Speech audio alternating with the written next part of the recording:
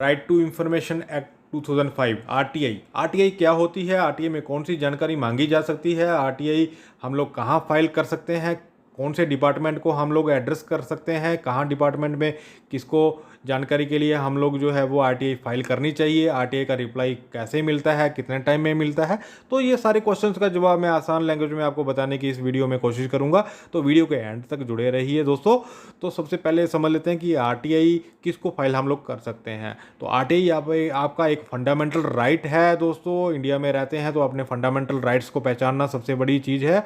तो आप कहीं पे भी, चाहे वो गवर्नमेंट बॉडी हो चाहे वो प्राइवेट बॉडी ही क्यों ना हो, तो आप दोनों जगह पे इंफॉर्मेशन जो है वो आरटीआई के थ्रू मांग सकते हैं दोस्तों। तो काफ़ी जजमेंट्स हैं इस तरह की कि आप प्राइवेट सेक्टर से भी इंफॉर्मेशन जो है वो कलेक्ट कर सकते हैं। तो ऐसा कहीं पे भी आपको लगता है तो आप फाइल करके आरटीआई के थ्रू जो है जानकारी आप जुटा सकते हैं। तो अभी वजह से कि मैं वीडियो बनाता हूँ मैट्रिमोनियल केसेस के ऊपर, तो मैट्रिमोनियल केसेस में एक बहुत अच्छा काम करती है ये। अगर आप आरटीआई डालना चाहते हैं तो एक तो जैसे कि किसी दोस्त के अगेंस्ट में, भाई के अगेंस्ट में अगर कहीं कंप्लेन हो जाती है, पुलिस में कंप्लेन होती है या वुमेन सेल में कंप्लेन हो जाती है, या पुलिस स्टेशन में कहीं पे भी आपको अगेंस्ट में कुछ बुलाया जाता है, तो आप आरटीआई के थ्रू वहाँ पे इंफॉर्मेशन कलेक्ट कर सकते हैं, कंप्लेंट की कॉपी कलेक्ट कर सकते हैं, सर्टिफाइड कॉपी ले सकते हैं उनसे। और उसके बाद अगर आपको लगता है कि आपका कोई कोर्ट में केस चल रहा है, मैट्रिमोनियल केस चल रहा है आपका सिविल प्रोसीजर में, वहाँ पे आपको गाइडलाइंस को कुछ फॉलो नहीं कर रहा है, जो सुप्रीम कोर्ट्स की हमारी लैंडमार्क जजमेंट्स रहती हैं उनको जो है बाईपास करने का कोशिश किया जा रहा है लोअर कोर्ट में, तो वहाँ पे भी आप कोर्ट में भी कोर्ट के रजिस्ट्रार को आप आरटीआई फाइल करके वो सारी जानकारी जुटा सकते हैं कि क्या क्या चीज़ें वहाँ पे इम्प्लीमेंट करी गई हैं, सुप्रीम कोर्ट की गाइडलाइंस को फॉलो करा गया है कि नहीं करा गया है। वैसे तो चाहिए, आजकल बहुत सारी गवर्नमेंट बॉडीज़ रहती हैं जिन्होंने अपनी इंफॉर्मेशन ऑलरेडी अपने जो है पोर्टल पे, अपनी वेबसाइट पे मेंशन करी होती हैं। तो आपको वहाँ से भी जो है वो हेल्प मिल सकती है। जो आपको इंफॉर्मेशन अगर चाहिए है वहाँ पे मेंशन करी गई है तो वो आप वहाँ से गैदर कर सकते हैं। अगर आपको लगता है कि वहाँ पे इंफॉर्मेशन नहीं दी गई है तो आप आरटीआई के थ्रू जो है वो इंफॉर्मेशन उनसे मांग सकते हैं। तो एक चीज़ का ध्यान रखना है आपको कि जो इंफॉर्मेशन आप मांग रहे हैं किसी भी गवर्नमेंट बॉडी से, वो पब्लिक इंटरेस्ट के लिए होनी चाहिए, ना कि आपके पर्सनल बेनिफिट के लिए। तो पर्सनल बेनिफिट के लिए जो इंफॉर्मेशन आप मांगेंगे तो वो हो सकता है वो डिनाई भी हो जाए।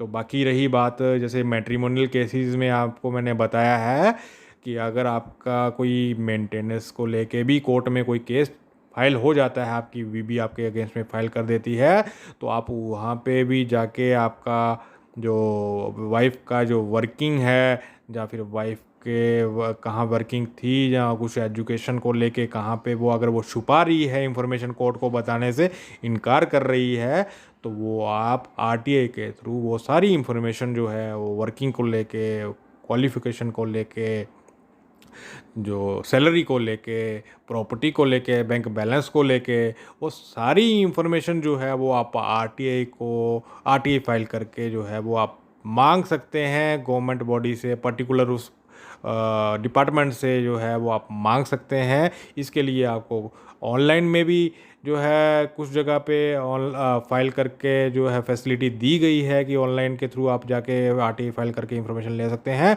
और जिस गवर्नमेंट बॉडी में अगर आरटीआई फाइल करने का प्रोविज़न ऑनलाइन में नहीं है आज की डेट में, तो वहाँ पे आप ऑफलाइन आरटीआई के थ्रू भी जाके उनको रजिस्टर्ड पोस्ट के थ्रू आरटीआई फाइल कर सकते हैं। अगर आप वहाँ पे नहीं जाना चाहते हो, डिपार्टमेंट के विज़िट नहीं करना चाहते हो, तो आप रजिस्टर्ड पोस्ट भी कर सकते हैं। आपको ध्यान रखना है कि आपको रजिस्टर्ड पोस्ट ही करना है, नॉर्मल पोस्ट से आपको आरटीआई नहीं भेजना है।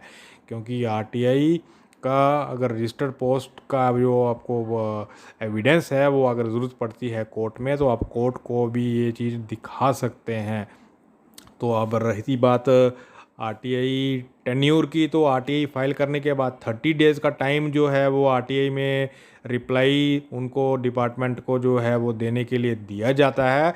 विद इन 30 डेज़ आपको आरटीआई का रिप्लाई आ जाना चाहिए। अगर आपको विद इन 30 डेज़ रिप्लाई नहीं आ रहा है तो उस केस में आपको जो है वो फर्स्ट अपील में जाना चाहिए। आरटीआई में एक प्रोविज़न है कि अगर आरटीआई का सेटिस्फैक्ट्री रिप्लाई नहीं मिलता है या रिप्लाई विद इन टाइम नहीं मिलता है तो आप फर्स्ट एपीलेट अथॉरिटी में आप उनकी कंप्लेंट कर सकते हैं। वहाँ से आप इंफॉर्मेशन कलेक्ट करने के लिए फ़ाइल कर सकते हैं। तो आपको फर्स्ट एपीलेट अथॉरिटी में जो है वो फाइल कर देना चाहिए। तो उसके बाद भी अगर आपको लगता है एक प्रोविज़न, उसके बाद सेकंड अपीलेट अथॉरिटी का भी रहता है, सेकंड अपील करने का भी रहता है जो डायरेक्टली स्टेट को होती है। अगर वो ज़रूरत तब पड़ती है जब आपको फर्स्ट अपीलेट अथॉरिटी से रिस्पॉन्स नहीं मिलता है, पॉजिटिव रिस्पॉन्स नहीं मिलता है। आरटीआई में जो रिस्पॉन्स मिला था वैसे ही आपको मिसलीड कर दिया जाता है, आपकी जो इन्फॉर्मेशन जो आपने मांगी गई है। तो आप उस प्रोविज़न में जाके सेकंड अपीलेट अथॉरिटी में आप अपील कर सकते हैं, CIC बोलते हैं उसको। वहाँ पे जाके आप उनकी कंप्लेंट कर सकते हैं और अपने रिप्लाई के लिए उनसे अर्जी कर सकते हैं।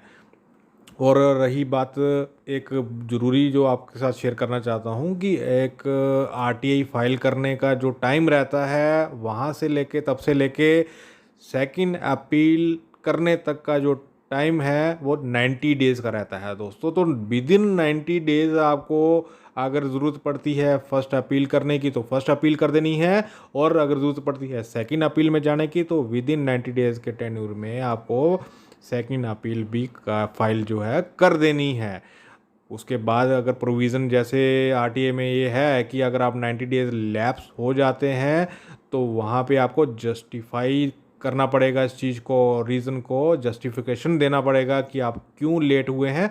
तो मेरी एडवाइस तो यही रहेगी आपकी, आपको ज़रूरत पड़ती है तो विद इन 90 डेज़ जो है वो आप फाइल कर दीजिए वहाँ पे आरटीआई का सेकंड अपील जाने का ज़रूरत पड़े। आजकल बहुत सारी गवर्नमेंट बॉडीज़ ने ऑनलाइन पोर्टल में भी अपना आरटीआई का जो है वो जैसे प्रोविज़न दिया हुआ है। तो ऑनलाइन पोर्टल में जाके आप 10 रुपये की फ़ीस जो लगती है तो वो फ़ीस आप वहाँ पे करके ऑनलाइन भी अप्लाई कर सकते हैं। रही बात आरटीआई के reply hard copy paper work में भी आपको मिल सकता है। इसके अलावा अगर आपको इलेक्ट्रॉनिकली भी अगर वो रिकॉर्ड चाहिए तो आपको इलेक्ट्रॉनिकली भी जो है वो आरटीआई में रिकॉर्ड देने का प्रोविज़न है। उसके लिए आपको जो डिपार्टमेंट की गवर्नमेंट फ़ीस होगी वो आपको पे कर देनी है वहाँ पे, और पे करने के बाद आपको जो है रिकॉर्ड जैसे आपको चाहिए है वैसे आपको मिल जाएगा। और बाकी आरटीआई की वीडियो जो है वो लंबी ना खींचते हुए मैं अभी यहाँ पे क्लोज़ कर रहा हूँ। और किसी भाई का क्वेश्चन है या किसी की क्वेरी कंप्लीट नहीं हुई है वो कमेंट सेक्शन में जाके अपना पोस्ट कर सकते हैं, मैं उनका जो है क्वेरी का रिप्लाई कर दूंगा। और रही बात ड्राफ्टिंग की, तो अगर किसी को ड्राफ्टिंग में भी लीगल ड्राफ्टिंग को लेके या आरटीआई ड्राफ्टिंग को लेके कोई हेल्प चाहिए होगी वो आप डायरेक्टली मुझसे बात करके आपकी जो है वो जितनी हेल्प होगी मैं हेल्प करूँगा। तब तक के लिए वीडियो लाइक, शेयर और सब्सक्राइब कर दीजिए दोस्तों। Thank you.